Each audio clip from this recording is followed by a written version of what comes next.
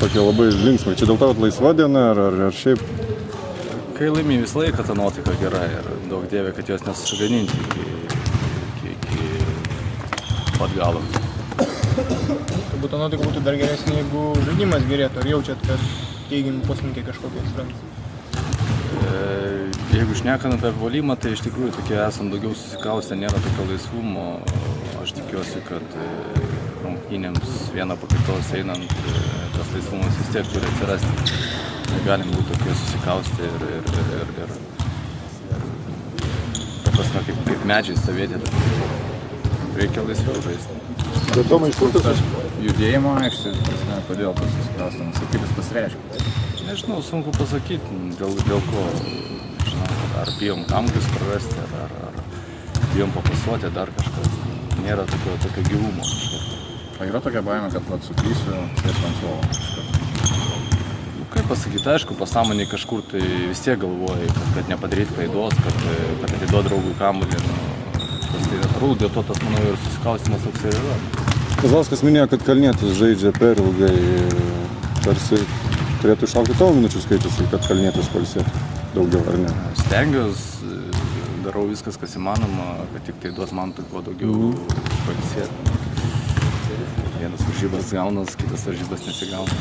Tai priklauso turbūt ir nuo varžovo, aišku, kaip pačiam sakysim sekasi, ar ne? Kurie buvo sunkiausi varžovai?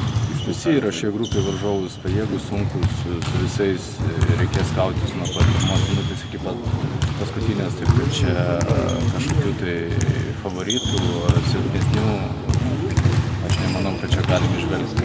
Be abejo, aišku, galbūt serbai tokie vieni iš tokių, bet vakar varžybos parodė, kad ir jie yra palaužyti, kad čia silpnų, stiprių varžovų net nereikėtų ieškoti. O jeigu palyginsit grupę su kitomis grupėmis? Aš nelabai mėgstu lyginti, koncentruojamės į savo grupę, reikia kiekvienas varžybas laimėti, stengtis ir išeiti į kitą etapą. Tomai, per laisvą dieną yra tokių darbų nesusijusių su krepšiniu, kurias reikia padaryti? Ta prasme.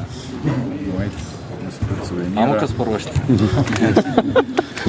Ne, laisva diena, tai aišku, skiriam daugiau atsigavimui tokiam, atgauti jėgas, procedūros visokios. Iš viešbučio neplanuojate šiaip? Nelabai. Kur čia išeis, reikia pailsėti, rytoj laukia ne ką svarbesnės varžybos. Pačiam kalnų peizažai, tai uosto šiltai ar įspūdžių nedaro? Patinka man tie, aišku, kalnai. Ir jūra, ir kalnai, aišku, gražus miestelis, graži šalis. Tikrai nieko blogo negaliu pasakyti.